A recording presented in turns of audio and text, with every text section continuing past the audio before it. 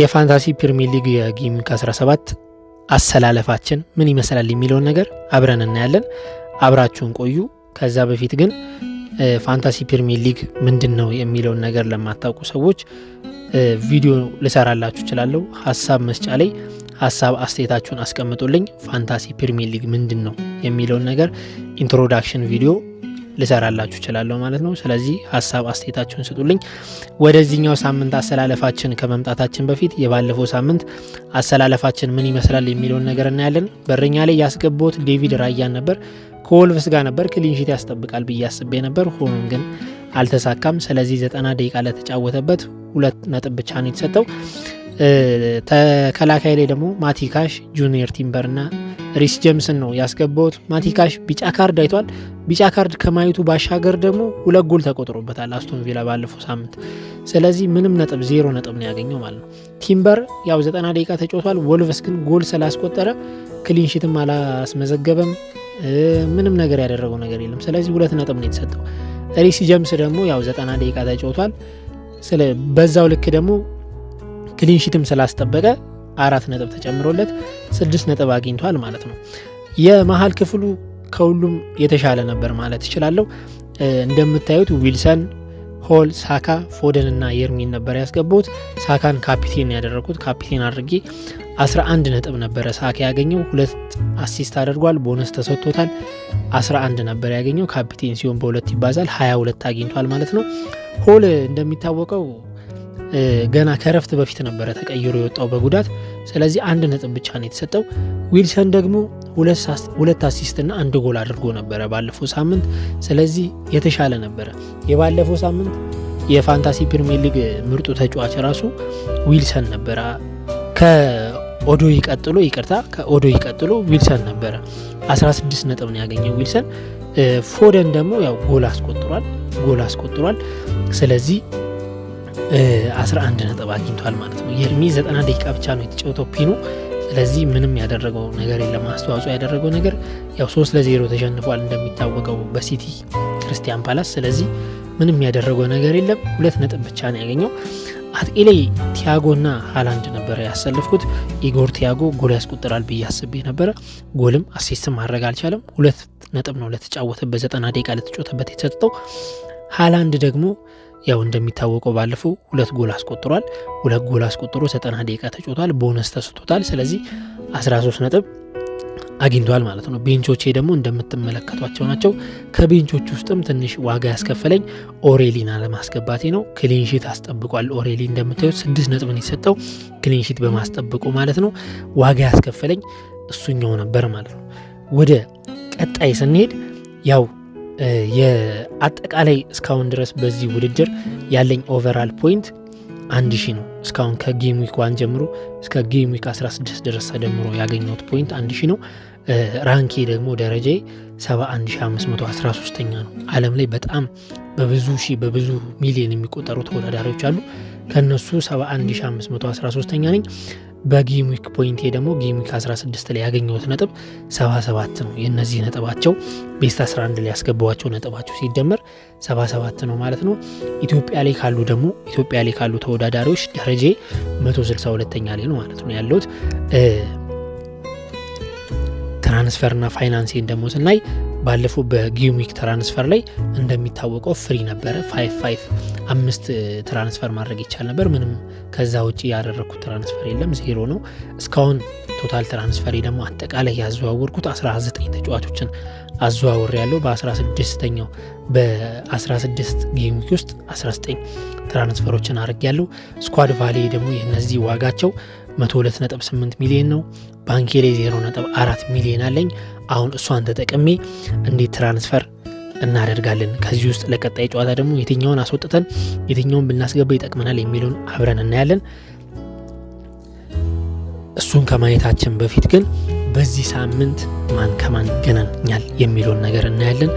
ይሄ የምትመለከቱት የዚህ ሳምንት የጨዋታ ፕሮግራም ነው። ኒውካስትል ከቼልሲ ነው የሚገናኙት። ኒውካስትል ከቼልሲ ከበድ ያለ ጨዋታ ነው። በርንሞዝ ከበርንሊ ከበድ ትንሽ በርንሞዝ ቀለል በርንሞዝ ጥሩ አቋም ላይ አይደለም፣ ነገር ግን የተሻለ ጨዋታ ነው። ይሄ ደግሞ የምታዩት ደረጃቸው ነው ማለት ነው። ማን ከማን ይገናኛል እንዲሁም ደግሞ ደረጃቸው ምን ይመስላል የሚለውን እዚህ ጋር አስቀምጬላችኋለሁ ማለት ነው። እስካሁን ደግሞ የተጫዋቾችን ስታታቸውን ደግሞ ስናይ ብዙ ጎል እስካሁን ያስቆጠረው በፕሪሚየር ሊጉ ሃላንድ ነው። 17 ጎሎችን አስቆጥሯል። አሲስት ደግሞ ብዙ በማድረግ 7 አሲስት በማድረግ የማንቸስተር ዩናይትድ ተጫዋች ብሩኖ ፈርናንዴዝ እየመራ ይገኛል። ክሊንሺትን ደግሞ የአርሰናሉ ራያና የቼልሲው ሳንቼስ በእኩል 8 ክሊንሺት 8 ጨዋታ ላይ ግባቸውን ሳያስደፍሩ በመውጣት እየመሩ ይገኛሉ። የክለቦችን ስታት ስናይ ደግሞ ብዙ ጎል ያስቆጠረው ማንቸስተር ሲቲ ነው። ተጋጣሚዎቹ ላይ 38 ጎሎችን አስቆጥሯል ማለት ነው ማንቸስተር ሲቲ። እንዲሁም ደግሞ ብዙ ጎል ያስተናገደው ቡድን ወልቭስ ነው። ወልቭስ 35 ጎል አስተናግዷል ማለት ነው። ይሄ ምን መሰላችሁ? አሁን ለቀጣይ ለምንሰራው ነገር ትራንስፈር በምናደርገው ላይ ይጠቅመናል ማለት ነው። አሁን ከወልቭስ ጋር የሚጫወተው ቡድን ማለት ነው ብሬንትፎርድ። ስለዚህ ብሬንትፎርድ ወልቭስ ብዙ ጎል ስለሚቆጠርበት የብሬንትፎርድ አጥቂዎችንና አማካዮችን ብናስገባ ይጠቅመናል ማለት ነው። ግን እሱ የምናደርገው ከባንካችን ጋር ካለው ጋር አነጻጽረን ነው ማለት ነው። የማንቸስተር ሲቲ ተጫዋቾች 38 ጎል አስቆጥረዋል ማለት ነው። ስለዚህ አሁን ቀጣይ ወደ የኔ የትራንስፈር ፕላን እናልፋለን። የመጀመሪያው የትራንስፈር ፕላኔ የርሚና ዌልቤክን ማስወጣት ነው። እንደሚታወቀው በሳምንት አንድ ነው ትራንስፈር እንዳደርግ የሚፈቀድልኝ።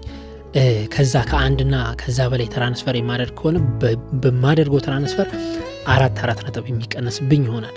ስለዚህ 4 ነጥብ እንዲቀነስብኝ ፈርጄ የርሚንና ዌልቤክን የማስወጣ ይሆናል ማለት ነው።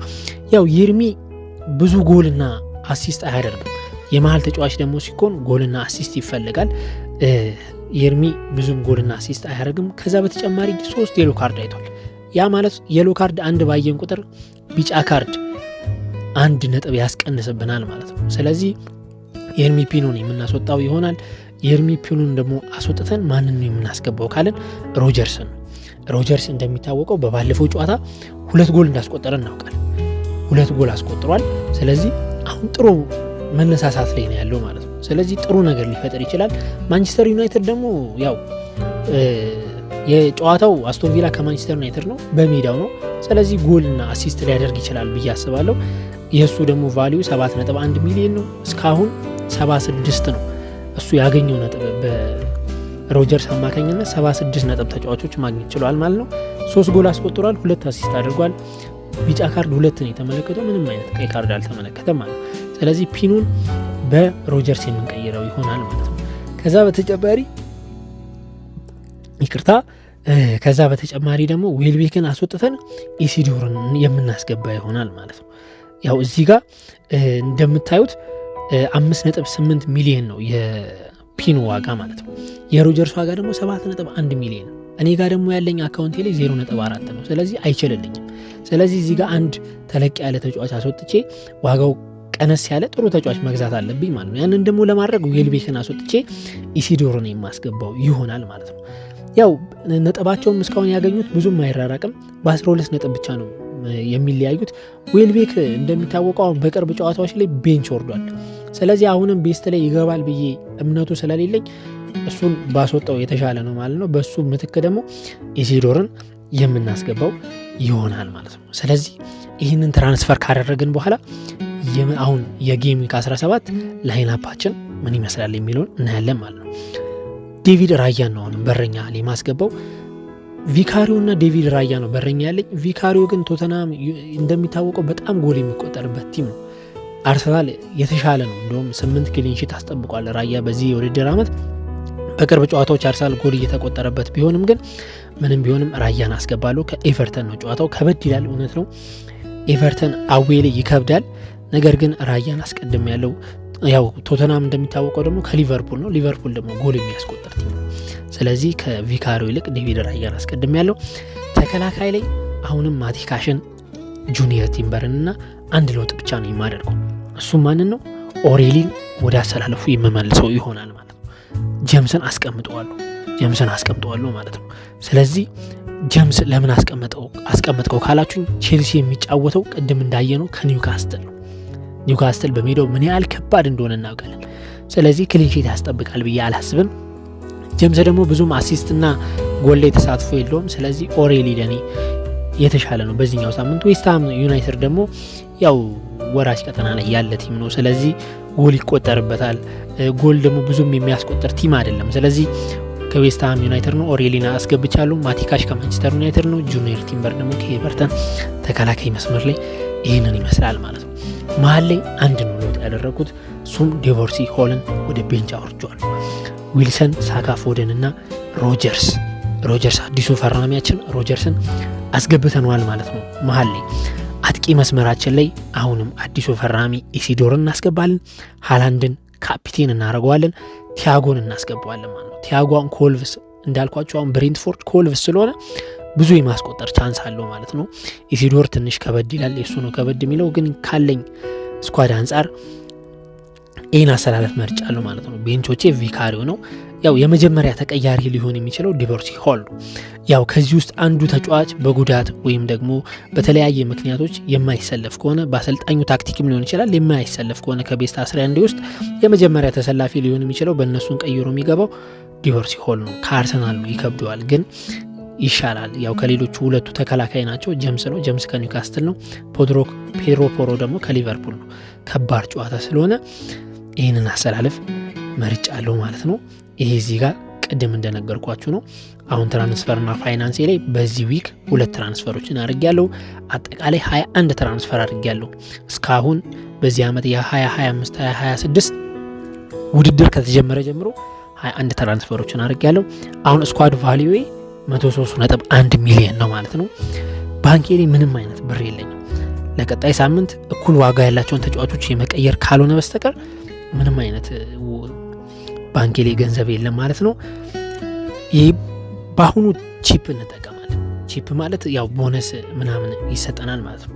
ስለዚህ ካፒቴናችንን ትሪፕል እናደርገዋለን። ትሪፕል ካፒቴን እንደሚታወቀው ህጉ ካፒቴን ያደረግነው ተጫዋች በሁለት ይባዛል የሚያገኘው ነጥብ። አሁን ባለፈው ሳምንት ላይ እንዳየ ነው ሳካ 11 ነበር ያገኘው። ካፒቴን ስላደረኩት 11 ሲባዛ በሁለት 22 ሆኖ ነበር። ትሪፕል ካፒቴን ግን አሁን ትሪፕል ካፒቴንን ስንጠቀም ይህንን መጠቀም የምንችለው አንዴ ነው በውድድር ውስጥ አንዴ ነው መጠቀም የምንችለው። ይህንን ስንጠቀም ምንድን ነው የምናደርገው መሰላችሁ? የሚሰራው አልጎሪዝሙ በ3 ያባዘዋል ማለት ነው። በ3 ያባዘዋል። አሁን ሃላንድ ጥሩ ነጥብ የሚያገኝ ከሆነ በ3 ይባዛልኛል ማለት ነው። ስለዚህ ይህን ይመስላል የጌም ዊክ 17 አሰላለፋችን ይህንን ይመስላል ማለት ነው።